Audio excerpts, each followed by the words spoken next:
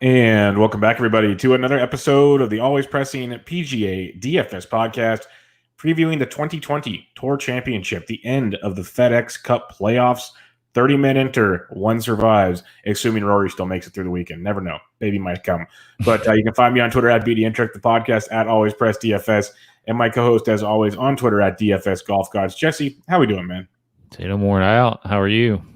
I'm good. Yeah, you're worn out. You've been a busy man on the links there. So how is the Barbasol? That's hard, dude. It's real hard. So I played. I didn't tweet about it, but it did happen. Is that a thing? Like on Twitter, are you allowed to not tweet about it? Okay, you don't have to tweet about it for it to actually happen. Played 132 holes this weekend. So yeah, pretty tired.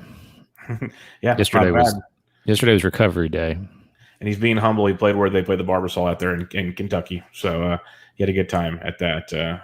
Pretty cool deal. We were talking beforehand. It just shows you how good these guys really are. Dude, I'm telling you. It's crazy, man. Yeah. It is absolutely insane. Fun times. These guys play. But I'm assuming since you played so much golf this weekend, you didn't get to see much of the golf action up there in Indiana or in Chicago area, did you? No, well, I got to watch Sunday's round. So that was pretty much it. Recovering. Yeah. It was awesome. I loved every minute of it because the first few rounds it was like U.S. Open tough, and it was really good. And then it got a little easier, but you still had to make good shots. I liked it because it still rewarded the good shot, but if you made a bad shot, you got penalized. That's how golf should be played. It was really good, and they didn't do anything different to make it a little quote unquote easier. Just the weather shifted a little bit, kept it a little softer. They literally said they didn't water it any more or any less. It was the same program the entire week. And we saw guys, Adam Scott shot 4 or 5 over. You know, you got Rahm and Finau and others shooting 4 or 5 under. If you played well, you got rewarded, and that's what I like to see. Hopefully, it'd be nice if the USGA took some notes on that. That'd be freaking nice instead of hitting a good shot and it's still 40 feet off the green. That'd be nice. But it was a fun tournament. The final playoffs, Dustin make of the double turner, as I called it, that was ridiculous. I thought at first, like, where's he going? And then it comes like, oh, wait, no, where's he going again? Oh, wait. Then I thought I didn't think he had enough speed. Like, I was just blown away by that putt. And then Rahm's 66-footer, that was freaking – those two moments, and we've said it on other events, that's where you need a crowd. That place, the roof would have went off of that place. Oh, both times. It would have been absolutely nutty, bananas. But, yeah, I actually caught – so on Wednesday – after we played, I caught some of the they're having these, obviously these little games or whatever these guys are playing on Wednesdays now, and they're showing them on TV. I caught the replay of that, and the greens at that point on Wednesday were baked, and Bryson and Kevin Na, and I think it was Morikawa and Homa. I think Homa was in there. That's right. They were talking about how baked the greens were at that point, and that was that was Wednesday. So I saw some highlights, through the first 3 days there, and you just couldn't stop the ball. Just makes golf difficult. But yeah, I mean, it's, obviously it's a breath of fresh air from the 30 under, that we saw the week before. But yeah, I fully expected also too DJ to kind of walk away, and he would have yesterday. Excuse me, if Rahm doesn't shoot 66 with. Did you see his penalty? Yeah, you know what the worst part is? I don't know about you, but you've probably seen it or do it. When you're playing with the boys, how many times do you just put your divot tool down to mark your ball? Well, yeah. I mean, but at least that's something, right? Yeah. I mean, he can't. Like, I've never seen anybody just pick up their ball. I guess that just shows you how just in a zone they are of doing their routine and just I guess I don't know. It's very odd to me that he would do that. But he also did something. I don't know if you remember. Like in the Scottish Open, 2 or 3 years ago, where he moved his mark and then he didn't move his mark back. Yeah. Do you remember that? So, I mean, it's along the same lines of, of that penalty, but 1-shot penalty. And he, obviously he wins it outright with no playoff otherwise. But then we don't get to see that bomb. I mean, that's insane. That putt is, you really probably don't know how difficult that is until you walk out on that green and see how downhill it is, breaking 10 feet at least, over 12 twice. Yeah, I mean, it's booking. Come on, he makes 1 in. I'd say 1 in 100, but he's probably better than that. I mean, I wouldn't even say 1 in 100. I was going to say 1 in 100,000. Yeah, that was one of those putts. That's probably not 1 in 100,000. He Probably 1 in probably, 1,000. yeah, he probably walks away and goes, "Ooh, that'll never happen again." The thing is, if it doesn't hit the hole, it's fucking by 10 Oh, feet. gone. Yeah. So, yeah. DJ's trickled in. DJ hit the perfect speed on his putt. Yeah, he trickled it in. But it was crazy to see Rahm do his thing, and it was kind of good, I guess, because if he doesn't have the penalty, there's no playoff. But then again, DJ, I didn't see it until they mentioned it on Sunday earlier in the week. He teed a ball up, and it fell off the tee, and he didn't see it, and he still swung and nudged the ball through. So he had to take that as a stroke, and he ended up bogeying that hole. Really? Yeah. So in theory, that's almost a penalty because if he would have seen it, he could have picked it up, put it back on the tee, and played it normally. But he was so in the zone, he didn't even pay attention to it, and he didn't let it phase him either. But talking about Rahm, back in the day, if Rahm would have got that penalty, he would have gone ape shit. It shows how far he's come. He literally just like, okay, whatever, makes a huge putt. Like most guys have been so pissed off they would have missed that putt, and they would have more pissed off, and then the whole thing implodes. He makes the putt, moves on. Now he's the winner. One thing I wanted to mention about Rahm, which is super impressive, and we know he's a great golfer. We talked about it before. He was number one in the world at one time, all these deals. He's right up there again. But he's now won at the Memorial and at the BMW Championship, two of the toughest courses we've seen since the restart. Like mental grind. You have to be efficient, really good golf, and he's won both of those. That's impressive. It is very impressive. I mean, he's deservedly the second best player in the world right now. I guess he pass DJ again, or did he not? I think it's still DJ, but it's darn close right now between DJ, JT, Rahm. They're all right. They're like playing hokey pokey right now. So it's interesting, but it sucks for DJ because he's got the win, but he's now the PGA he should have won. You could say he should have won this one. Yeah, he's won the Travelers. Like he could literally have 4 wins on the restart here in like impressive fashion. Right. He still played great. Obviously, second place is nothing to slouch about. But these are tournaments that, on paper, he should have walked away with, all things considered. So I'm with you. Any other takeaways? Because there was some really good golf. There was some really crappy golf. Watching Mackenzie Hughes, basically could hear his knees shaking on 18 on his 3-footer, and he still almost missed that thing. But you could tell how nervous he was trying. I've only seen Jordan Spieth stare at a putt that short for that long and look at every angle. So that was impressive. But what did you think of everything else that week? So did you see Bodo's tweet? Yeah, to Leishman was outstanding. Yeah, absolutely outstanding. Yeah. If you didn't see that tweet from Bodo, most definitely go check it out. It's his Twitter is, let's see, what is his Twitter? I thought I had the tweet pulled up already. How do you not have this memorized? It's at Bodo83 or something. I don't know.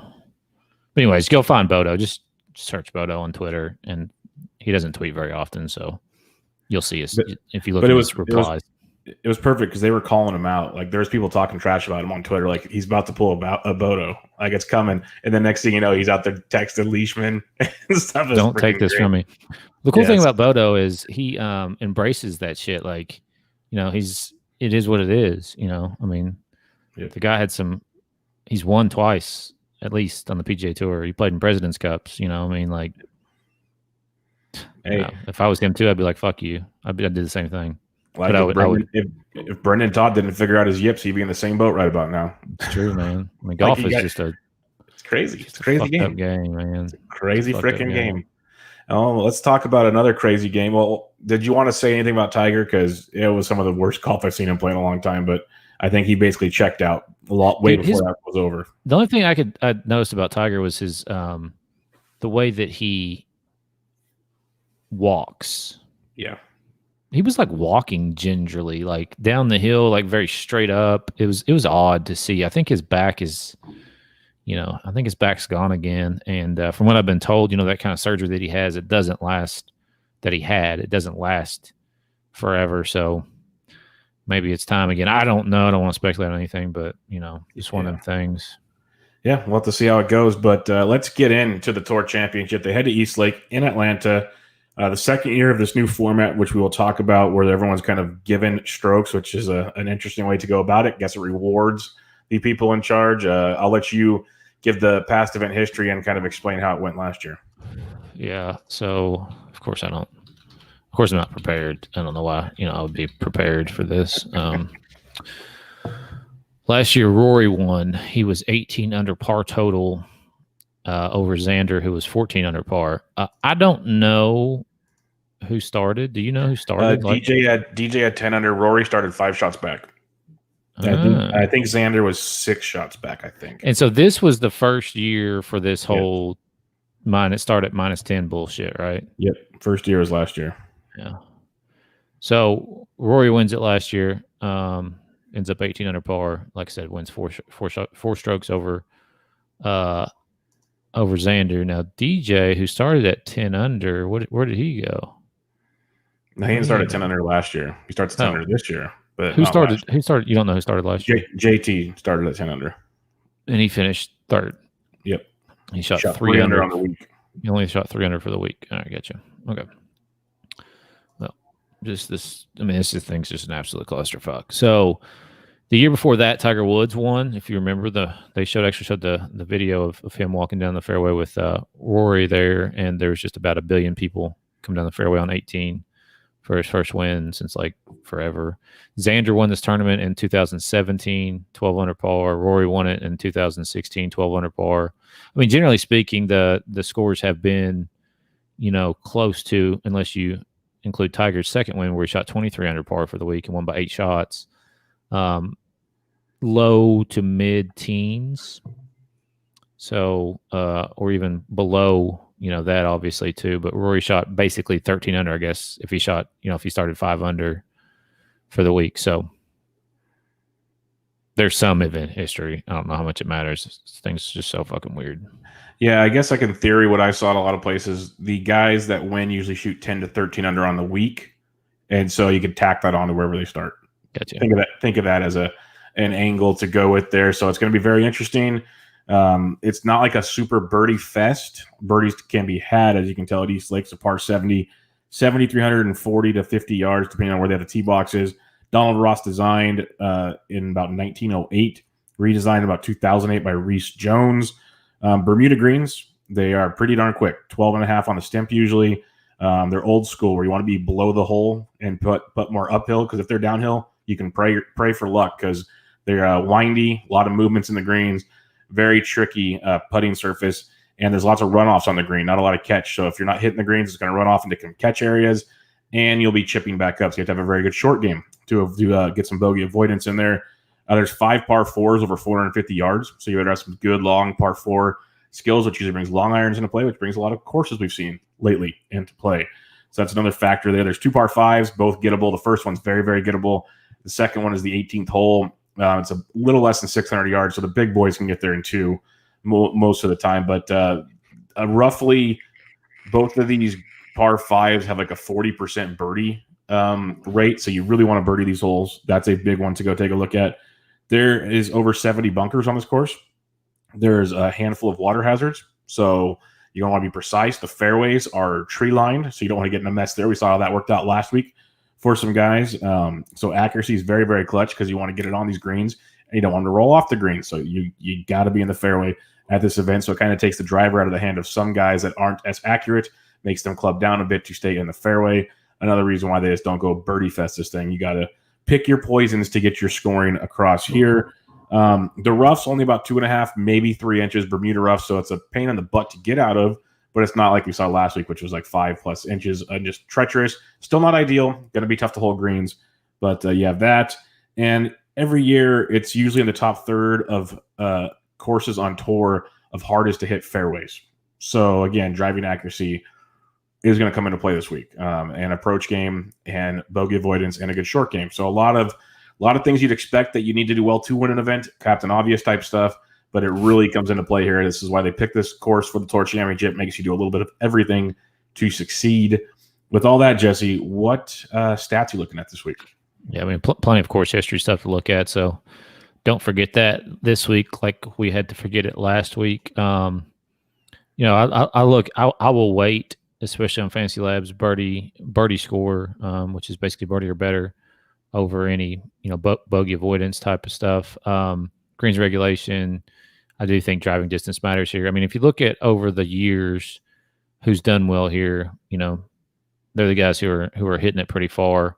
And if you look at strokes gained, approach obviously is going to matter. It matters every week. Strokes gained par 5. I mean, you got to get those par 5s like you already talked about. So you can watch that as well if you're modeling. Yeah, got to take advantage of the scores the holes you can score on, and then just take your pars and walk away. That'll be an approach to do here. Looking at fansharesports.com, use promo code AlwaysPress for 10% off or 20% off the package of your choice. They have a lot of great tools there. NFL is right around the corner, and they're awesome in NFL as well. PGA is a staple, but NFL is really good. Yeah, really good on NFL. So I'd check that stuff out. The ownership is clutch on those. This week ownership will be interesting because when we get into it, well, I'll talk about it in a minute. Let's do some Fanshare Sports stuff real quick. Last 6 events on Donald Ross design courses, because we know that some guys like certain courses better than other.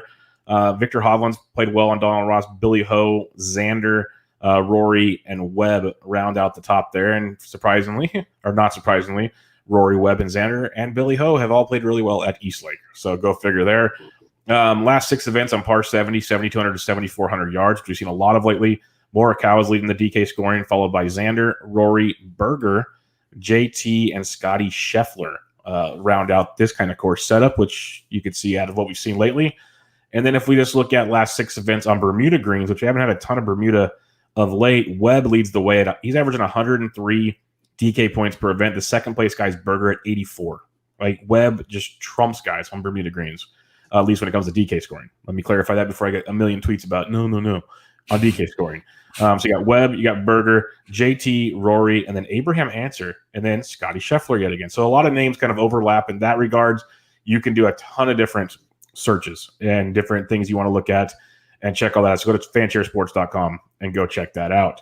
We're going to talk ownership a lot, probably just because it's going to matter, and it's also kind of not going to matter. It all depends kind of on how much money you leave on the table. And there's I'll put it in the Slack chat later if you want to join it. Just let us know. Get us your email. Someone posted the different combinations of lineups you can make if you leave like $100 all the way down to $2,000. And there's a handful of them, but some obviously less than others because they're going to be pretty popular to squeeze in the same guys.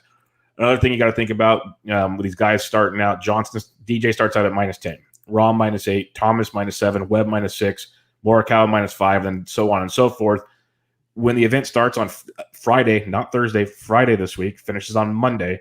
When this event starts on Friday, once the first tee time starts, you're going to look at your DraftKings or your FanDuel, whatever you play, and you're going to have all kinds of goofy scoring because the finishing position is already factored in. So DJ's going to be finishing in first place when the first ball's hit.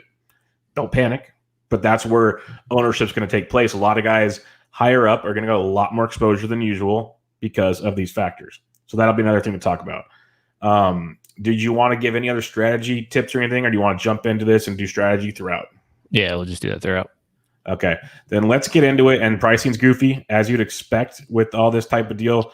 But DJ starting out at -10 is $15,200. Last year, JT was $15,500. The second best price is John Rahm at $12,700. So we're talking $2,500 difference. JT's 11,900, Webb's 11,000, Morikawa's 10,400, and I guess I'll throw Bryson in at 10,100. Those guys all start at -4 or above. They go 10, 8, 7, 6, 5, 4, and they're 10,000 and above. We can pick this apart any way you want, Jesse. How do you kind of look at this grouping of golfers? I mean, it's DJ and Rahm. It's hard not to play Rahm though, and I don't think I'll be alone in this. With that massive discount you get off of him, you obviously you can save quite a bit of money by playing Rahm over DJ. But when DJ when he plays well, man, he just whips ass. And so I like DJ. I like Rahm. I mean, it's not really anything crazy here. DJ has traditionally done well at this golf course. He has 3 top 10s in the last. Did he not make the Tour Championship last year? He finished 29th. He finished 29th last year. Yeah, he has 3 top 5s in the last 10 years. He has. Yeah, I mean, the guy's played well around this golf course. Rahm, he's nothing too awful great, but either way, he's still, playing really well. Can you go wrong with any of these guys up top here? I don't necessarily think so. I think Webb, like you talked about on Bermuda, has some merit there. I like Morikawa, just about every week. This is his first time here, though. And then Bryson, Bryson is just in a weird spot, I feel like. I don't know how to judge Bryson. I mean, he finished his 50th out of 70 last week on a golf course that he knew. I won't play Bryson, but yeah, I mean, everybody else, in my opinion, has some playability. Yeah, it's tough to play Bryson right now because the reason he struggled the last few weeks is he's not accurate. All of it, like early on when he was bombing it, he was straight. Right now he's spraying it, and if you spray it here, you're in trouble. Like you're just screwed. So could he win? Sure, no doubt about it. He's done well here before. I'll pass. I will pass on him. I'm with you though. DJ is phenomenal. Rahm's going to be, I think, very popular just for that $2,500 savings. I agree with that. JT, 3rd, 7th, 2nd, 6th in his 4 years here. Plays pretty good. And last year's 3rd was the only year with the discount. So he basically finished 7th, 2nd, and 6th when it was legit tournaments. That's pretty good. That's pretty good course history. So I like JT quite a bit. He's one of those guys that usually pretty accurate, really good iron and approach game, which will play well at a course like this. Webb is going to be so chalky, and it bums me out. I love Webb this week. I'm probably still going to play him this week. I think he's just an absolutely great play. Very good off the tee, very good iron game. Bermuda greens, like he's going to save pars and then insert his birdies. The blow-up holes are usually few and far between. There's no cut event, so even if he has a few blow-ups, he'll get stuff back. Like Webb's perfect for this golf course. And I tweeted about it. I know other people did too. He took last week off. He went into last week 3rd in the FedEx. He finished, I guess, 4th. I thought he said it was 3rd on the telecast yesterday. Apparently he's 4th if you look at all this. I think when Rahm won, I think it bumped him to 4th. But he lost a whole stroke. It's all he lost, and he didn't have the stress and headache of playing that course for 4 days. Like that goes a long ways in my mind about just you have to relax for a week and not have to grind. That goes a long ways. So I like Webb a lot. I think he's going to be very, very popular, though.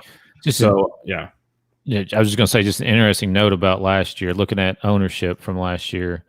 JT was 15.5, and he was less than 20% owned. I mean, in a lot of contests, especially the higher dollar contests, he was less than 15% owned. And that was coming off a win. He finished 12th last year at the Northern Trust and then 1st at the BMW. So he's kind of on that DJ type of track. So, will people pay up for DJ? I don't know. I fully expected DJ to be super chalk last week. Did you not? I did, but I think it's the old moniker that everyone has in their head. Like you said, it was a foolish moniker when it comes to DJ. You broke it down last week, but many people don't play guys after a win. That's just what we've seen time and time again. So I'm assuming that's the mindset people had. But you talked about it last week. You mentioned almost every time after a win, he either like top 5 or won a couple times. Like he's very good at fault. Like when he's in the zone, he's in the zone. Yeah. So yeah. Well, it's just interesting because I kind of checked out after like Tuesday. Wednesday I was playing golf. Thursday, Friday. Anyways, I checked my lineups on Thursday and like in Junkies League he's 7% owned, and in other contests he was 15% owned. I just was baffled by it coming off that win, but I don't know. I mean, especially if DJ is going to be low owned this week, I'll be all over DJ again. 100%. And I think maybe besides the different price gap, obviously, like it's hard to not want the $2,500, but that's how you make things unique right out the gate. You got to remember, like last week's like perfect lineup had Rahm and then 4 guys in like $7,300 to $7,700, or 5 guys. Like no one's doing that, but that's the kind of stuff that makes you different. So if you want the chalk, we've said it time and time again, take the chalk. It's a no-cut event. Go down there and find guys that are going to grind, that are going to get birdies, and make it work. That's why we love Finau. Yeah, he finished high last week, but he was still scoring a lot because when he bogey, then he go on birdie stuff. That's how Scheffler does it. Like there's guys we talk about time and time again that do this. So I think DJ's a great play. I think the other reason besides the price difference, if you want to throw strategy into it, okay, he starts out with the first place spot. Sure, that's great. But like you look at JT had 3 birdies last year where Rory finished, what do we say, 8 under or 13? He finished 13 under. So the DK difference there, besides just winning the thing, like my goodness, that's a massive difference to go. Because I'm not saying JT went out there and said, played safe, but because I don't see that JT doing that. At the same time, his DK scoring was limited in that respect. Now, can you predict that? No. JT could have went out and shot 15 under. Like who knows? But that's another angle. Maybe, I don't know, you think there's like the difference in, guys farther behind have nothing to lose. They want to play for 15 million. They're going to be more aggressive. Yeah. Something to go there. So yeah, a lot of strategy. That's kind of why we're just going to kind of ramble back and forth and throw things at each other here and see what'll stick right now. But DJ, I agree, is phenomenal. I think Rahm's going to be very popular for good reason. Webb's going to be uber popular. I want to keep an eye on JT because if JT's low owned, I'm there again too. Like if you can do a DJ JT combo, I haven't even looked at putting things together. It might not even be possible, but that's like very intriguing. Oh, it's very possible. I mean, you can stack JT and DJ and Rahm. You can stack them both and make it work. I mean, it's very limiting, but like if you have DJ and JT together, that leaves you with an average of 5,700 left. Now, if you have DJ and Rahm together, 5,500 really left. So I mean, you can, but it just limits the guys you can play. I mean, obviously, you're down to a handful of guys down there at the bottom. Let's go to the 9K range here, and at least they have an excuse this week with 30 golfers to be a limited field. But Rory at 97, he starts out at -3. He won this thing last year. He's won it. First, 7th, 1st, 16th, 2nd, 10th. He didn't play in 17, didn't play in 13. That's pretty good, though. So $9,700 for Rory. You have Matsuyama at 93. He started out at -4, and he played pretty well last week. So I'll give him the benefit of the doubt there.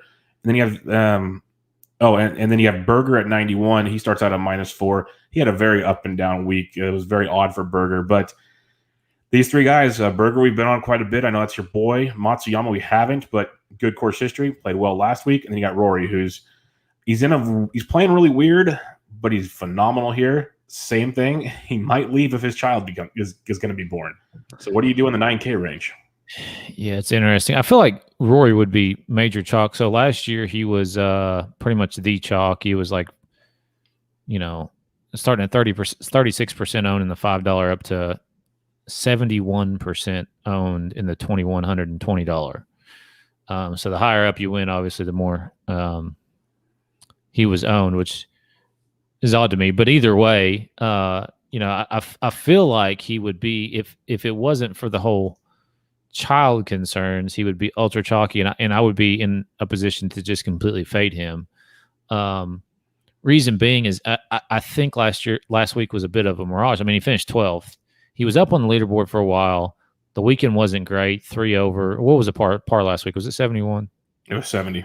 70. So 3 over and then 1 over on the weekend, 4 over total after, I think, being in the lead or close to the lead there after the first couple rounds where he shot 1 under through Friday. I still don't think his game is there. It's for whatever reason. And then you put him on a bit of a more birdie fest track. He's not played well on those so far this year. 65th in Northern Trust where DJ shot 30 under. St. Jude, not difficult, relatively speaking. 47th. The Travelers 11th. He's just not had it. So I don't think I would play Rory anyways. And then if you throw in the whole factor of potential WD, that really actually makes me want to play him because I think less people will play him. So it's like a major conundrum there. But yeah, Hideki, I don't know. I'm not going to hop on that. The only guy I want to play in this range again is Berger. His finishes here have basically been mid-pack.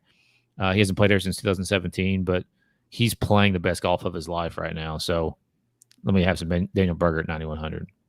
Yeah, I can imagine. I could see a lot of lineups starting out Rahm, Rory, Webb, Rory. I could see that being very popular, like very, very popular.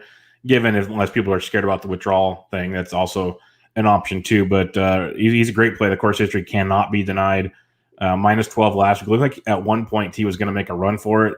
Things kind of fizzled like he's been doing a lot lately. So I'm with you. It's kind of sketchy, but man, if we see on Fanshare on Wednesday night or Thursday night, I keep reminding people Friday's the first day of this tournament. If we see a low owned Rory come Thursday night, it's gonna be hard not to pivot there for a little bit. That's for darn sure. But I agree. Berger's the one guy in this range.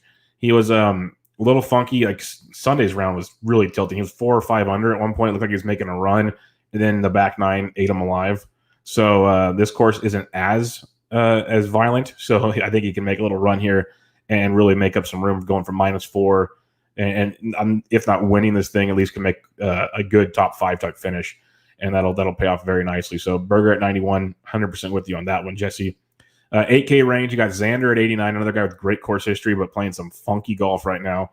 Harris English, 87, his first appearance here since 2015. You got Patty Reed. You have Tony Finau at 82. So 4 guys in this 8K range.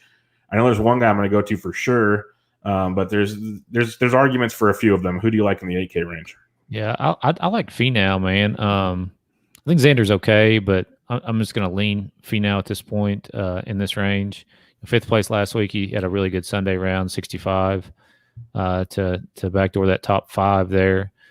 He missed the cut at the Northern Trust, but then was 4th at the PGA Championship. So his course history is okay. I mean, he did finish 7th here back in 2017. Where did he finish last year? For some reason, that shit's not loaded for me.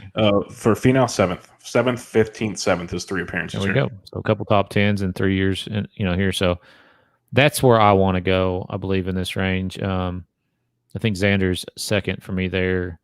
Not really feeling the other two. You got any Taco Tits love? No, I'm just not. I've been off of him the last few weeks, and I've been kind of proud of myself because 40th, 49th. Could he grind out here? Sure. Like it's Reed. He does this all the time. He'll grind, but I'm just not going to go there. I'm all about Finau. I imagine Finau will be popular at $8,200, but we've seen it time and time again in events like this. He just finds ways to finish high. He's a birdie machine, so he falls apart a little bit. He will make up some ground. It's what Tony Finau does. This is his jam right here. So starting out at -2, he could probably finish around, say, 10 or 11. I could see that being a legit possibility for Tony Finau, and that'd be tremendous at $8,200. I'd be all aboard that train. I think the interesting one here, especially for people that use course history, because Xander, I think, is an interesting play. I'll probably be off of him. I'd rather go to Berger at 91. What's your thoughts on Harris English? First time playing here since 2015 when he finished 22nd. He's coming off the 40th last week, but, second the week before, 23rd, 19. Was playing some really, really good golf since the return. An event where it rewards iron play, good off the tee stuff. When English is locked in, he's one of the best at that. So 87 and maybe low ownership starting out at -4. Yeah, I mean, from an ownership angle, yeah, I could see that. But, I mean, you got to make some, unless you're going to play a shit ton of lineups, you got to make some decisions here. So sure, I'd rather save the 500 and just go to Finau. I'm with you there. All right, the 7K range. Now we got Scotty Scheffler at 79, starting out at 2 under. Brendan Todd, 76, starting out at 3 under. Sungjae at 73, starting out at 4 under. Sungjae finished 19th here last year. And then Tyrell Hatton at 7K, starting out at 2 under. So a little shifting around here of the pricing for guys at a different finishing spots. And who you like in here? Scotty Scheffler's been a birdie machine, but can he do it again? Yeah. I think Scheffler's okay. Man, I'm just gonna keep playing Brendan Todd. Yep. The dude does nothing but is recently, especially he's just playing well. Obviously, didn't play super well at the Northern Trust. He had a really bad Sunday around there. Missed the cut at the Wyndham, but he finished 8th last week. A couple top 20s before that missed cut at the Wyndham. He did play here once in 2014. He finished 17th, and I feel like most people just won't be on him for that reason. I think Hatton could be sneaky. Hatton's a guy I would watch the tags on, and if he is going to be low owned, I like what Dom in the chat just said there. Auto lock. I mean, I don't necessarily know that I'd auto lock him, but he's playing well, and I doubt he gets touted very highly this week. So if that makes you feel a little bit better there, Dom, hopefully it does to lock him in if that's what you're going to do. I had him checked off, but I can't talk about every single one of these guys as a pick because there's only 30. Yeah, no, it's an interesting range where you could definitely put the ownership if you want. I'm with you on Todd. When I said course preview, you want accuracy off the tee. Todd's one of the most accurate guys in all of golf, and that's why he's been finishing so high at these events. 8th place last weekend, 64th missed cut when he gets off, but then 17th. When he's on, he's going to finish high. He's going to get you a lot of birdies. 7,600, very much in play there. I think Scheffler's interesting. Since there's no cut, he could definitely make a run for it. Don't hate that at all. But Todd, I could see your Hatton argument. And Sungjae is interesting just because he likes Bermuda greens. He likes places where there's some trouble in play. Like he won at the Honda where there's some similarities here. There really are. His game seems like it's such a mess right now. So for me, if I have to pick one guy, it'll be Todd followed by Scheffler is where I'm looking on the 7K range. All right. 6K range, my boy Kids is going to be hard for me not to play him. He's played well here. Finished 25th last week. Just kind of faded on Sunday. He started out the day 1 over. He had a chance to make a move. Didn't come through, but that's what that course will do. I threw a couple bad shots. You got Hovland at 66, Neiman at 63, Answer at 61. So where are you looking at in this little 6K range? Yeah, I'm a big Kiz fan. Where did he finish last year? Last year finished 9th, didn't play in 18, finished 3rd and 17. Yeah, and then 26, 28th, and is 16 and 15. So he got it figured out after the first couple of years. Coming off the top 25 last week, like you said, with that bad Sunday round where he shot 4 over. Before that, 4th and 3rd. Big Kisner fan this week. I feel like he's like one of those guys too, who mentally can do this kind of thing. Like, like in his mind, he's like, if you start, where's he starting at? 2 under or 1 under? Or? Kisner is starting at 1 under. He can. So he's 9 shots back. I feel like he's got that basically middle finger in him, where where he'll say, basically F you. I'm just gonna go out and just play my game and try to go low, make up some shots. So I like that. And then Hovland at 66, never played here, but can make a bunch of birdies. His play of late hasn't been necessarily fantastic.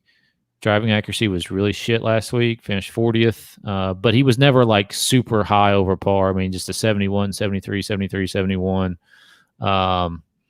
So I don't mind Hovland, but I do like Kisner quite a bit this week, like you already mentioned.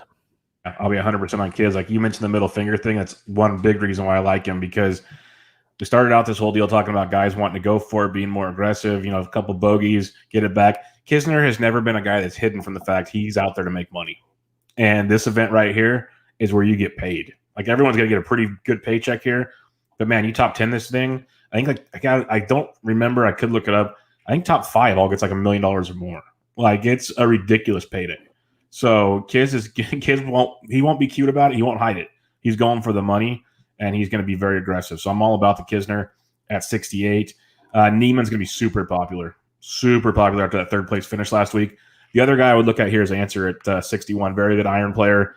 Finished 33rd last week after a missed cut. He's been kind of a funk the last 3 or 4 events, but when he's on, very, very good iron play. I could jump back on him at 61 if I need to this week.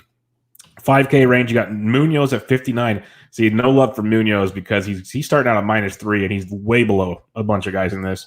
He's starting out at 59. Billy Ho at 57. I'm kind of surprised he's this low because he's going to be very popular with his past history. Lanto at 56. I think I know where we're both going to stand on that one. Now at 55. Palmer at 54. Champ 53. Hughes 52. Leishman couldn't be 45, could he? 51. Cam Smith 51.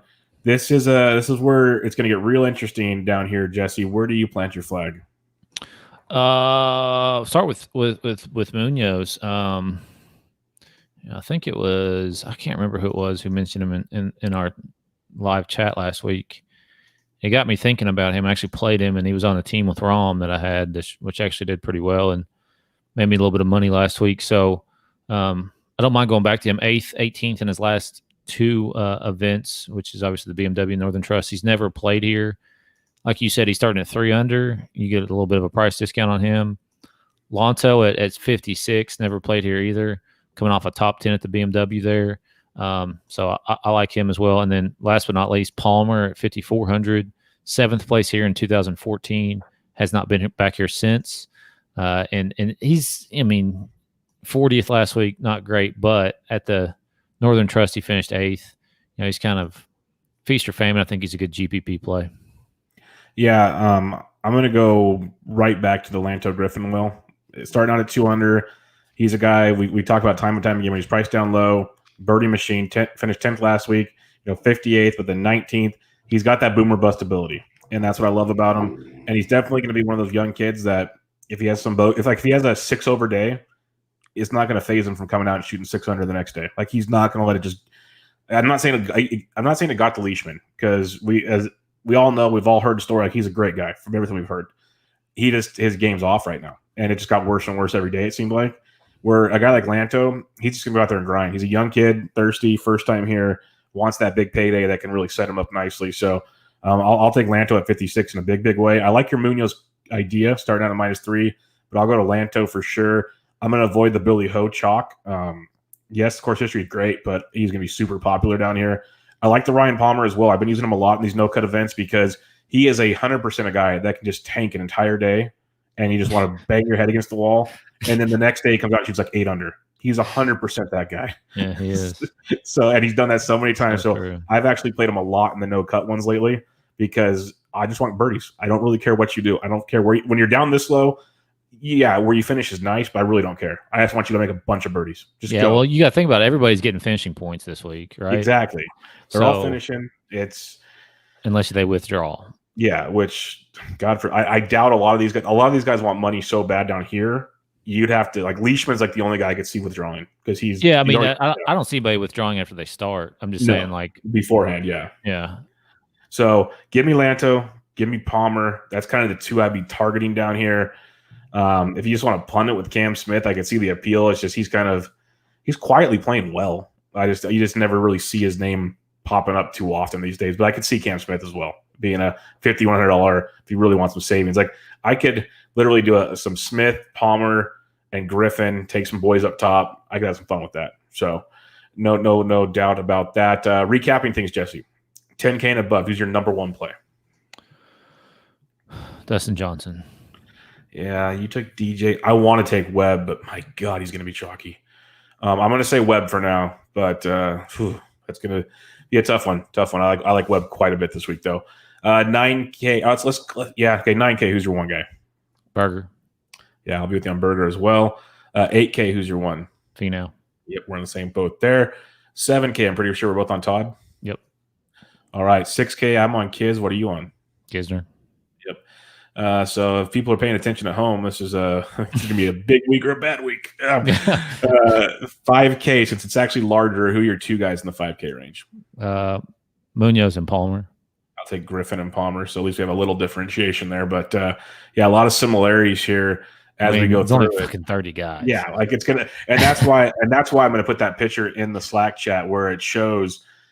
Literally, you can only make X amount of different lineups with this much on the table. So there's going to be a lot of dupes. And that's why they say just leaving, X amount, say $1,500 to $2,000 on the table will help make you unique already. And then you don't have to worry too much about chalk because that'll save you in a roundabout way. I saw a tweet from Nelson Adcock earlier where it would have been a great week to start the whole thing in captain mode, right? Yeah, that's what they should have done. I mean, captain mode would have been fucking absolutely perfect for this. Or they run the event where, as we'll talk about odds here, where you don't care about the finishing position here. You actually do it on just regular who scored and like a real tournament on the side. Have two leaderboards. Yeah, that would be fun. So just completely do away with finishing position. You just do it all based on. Well, you can make your own finishing position, but you just do it on so everyone starts out at even par. I got you. And roll like a regular 4-round golf tournament. Yeah, I got you. That would be kind of fun too. There's different ways to do it that you could really maximize this thing. That of course DraftKings is still behind on that. That's just what they do best. When we're talking at winners, about everything feels so. I mean, fuck. Yeah, that's true. That's true. Fair enough. They're doing something right. All right. They're raking the shit out of stuff. That's what they're doing right. Let me clarify that real quick. Now, when you look at sites like Bovada and other sites, they're all pretty much doing it now. There's two sets of odds. There's odds with the already baked in DJ starting at -10 where he's a plus 200 favorite, or there's a whole set of odds in the theory of everyone starts out at even par. It's only so without starting scores, kind of like we talked about before. Wagers will be settled as their 72 hole score regardless of starting score. So let's have some fun here. Let's first do the one with the starters, like what we're going to see on TV, Jesse. Who do you think wins this thing? I mean, you gotta think it's one of those top 5 guys. I mean, I don't really mind. I think so. Morikawa at 20. Yeah. Otherwise, I don't know where to go on that. But yeah, that's fun to look at without starting scores. I didn't realize they were doing that. Yeah, it's tough to pick a lawn shot for sure. So I'd probably. The thing is without starting scores, Morikawa goes down to 16. Yeah, Rahm's the favorite without starting scores. Yeah, that's interesting, and that's where you could have some fun because anybody can run hot for a couple of days. Like Finau at 16 becomes a little more interesting. You can see that having some appeal for you. Webb's 12 at both sites on both formats. He's just Webb. Berger 16 If you do it without starting, with starting, he's 28. So definite ways to go about it. But so you think you're going to go with did you say Morikawa without odds involved? Who do you think wins this thing? Who do I think wins? Dustin Johnson. You think DJ wins it? Okay, yeah, that's fair. At 2-1 odds, no. Yeah, no, I wouldn't play the 2-1 either. I'd find something to parlay it with if you're going to do it. Make it ramp things up. It doesn't have to be another golf. Find an NBA game for all I care. I really don't care. Just find something to pair it up with. Dominic's got some comments in there, and I'm with him as well. He feels it's Webb's time, cherry on top for Player of the Year. I like Webb a lot this week. I do. He's 12-1. I think those are actually decent odds for a 30-man event. Like, that's not horrible. I think it's his to take, but we'll see how that plays out. All right. Any final thoughts, Jesse? It's going to be a wild one this week. Obviously, do not play cash. I'd limit it to single and 3 maxes. I would not go full bore unless you're going to load up and max it out. What are your thoughts? Yeah, I mean, this is like I'll probably play the least amount of money this week because I would, especially since it doesn't start till Friday. That might be a bad thing. I might just keep adding, but I mean, it's just one of those things where like this is it. Hopefully, it'd be fun to watch come Monday evening when they're getting finished, but. I don't know. From a DK perspective, it's not a whole lot of fun to play just because, it's one of those things where you can get duped very easily. You will get duped. And, it's a no-cut event with 30 guys. So the volatility there is going to be even worse than last week or any other no-cut events that we've had this year. Yeah. Besides the Tournament of Champions, which seems like millennia ago. Which is interesting because if you made the Tour Championship this week, you already got into all 4 majors next year, which is a new, like they're trying to up it. It's got an all 4, and all 30 of these guys are in the TOC next year. Yeah. That's going to be a little bit of a bigger field. Yeah, which is awesome, which I like because it's an awesome golf course that needs more people. Like it needs to have more of a tournament feel. It feels like a waste of a week out there. Yeah. Like they enjoy it, but hell. So that's a cool another factor to it. So that's why I go back to like watching Mackenzie Hughes. You could literally like hear his knees shaking on that 18th hole because of how much that just changed his life type stuff. Did you hear what he said after that? No. He said, it sounds kind of weird, but you know this just as well as I do. He's like, I had to just talk to myself and tell myself that I've done enough practice and just trust myself. Yep. And if that's not fucking golf in a nutshell, I don't know what is. You know what I mean? Like that's golf. Yep. Like at that level, I can't even imagine. I'm down here playing for $100, and he's playing for basically the dreams of his job. Dreams. I mean, it's job security for him for the next year. So, yeah, I can't even imagine that. I mean, I would have jerked that fucking putt. He almost would have gone off the front. I mean, he 0% chance I make that putt. Yeah, he rimmed it. He rimmed it. I was sitting there watching it, and I puckered for him a little bit watching that. That's what they don't. Hey, they don't put them fucking pictures on the scorecard, Bubba. Nope. They just put that score down, buddy. Hey, I tell people that all the time. I play with guys that bomb it past me. I'm a big guy that does not hit it far, and I always tell them, you know what? My handicap's better than yours, and my number at the end's a lot better than yours too. So I don't care how far you hit the damn thing. So it's a fun game. That's the beauty of golf, and like you said with Hughes, majority of golf takes place between your ears. Hey, listen though, too. We got after this week, man. We got the Safeway Open out in your neck of the woods. How shitty is that field going to be after this? It's going to be terrible. And then the U.S. Open. Yep. Yeah, they're going to go from East Lake in Atlanta to Napa, back to like New York or wherever the hell that's up. Yeah, it's in New York. So yeah, there ain't going to be any big names out there. It's going to be a Corn Ferry event, basically. You might get Phil out there though. He might come out there, but see, I can't even go anyway, so it doesn't matter. Yeah, it doesn't matter. Yeah. But and then the other thing is, since it finishes on Monday and then they tee it up on Thursday in Napa, that's a quick turnaround. It's going to be real quick. There's going to be a lot of Corn Ferry guys out there. Yeah, which means we pretty much won't be on until Tuesday because I doubt DraftKings will have things out till Tuesday. I guarantee it. Keep that in mind, folks. The AP show. It's a short week next week. It's going to be a really long week this week. Yep. So keep all that in mind. If you have any questions, hit us up on Twitter. Jesse's at DFS Golf Gods. I'm at BD Entrick, and come join us in the Slack chat. Lots of stuff going on for all sports. They're active all over the place. So come check it out. But we got some golf grinders in there that are passing on some great information. But good luck this week. It's going to be fun. It's going to be fun golf to watch. Not exactly the best to play fantasy with. So enjoy it for what it's worth and get ready because, we kind of have a break next week and then we got some majors coming up and some other really good golf. But good luck. We'll catch you guys next time.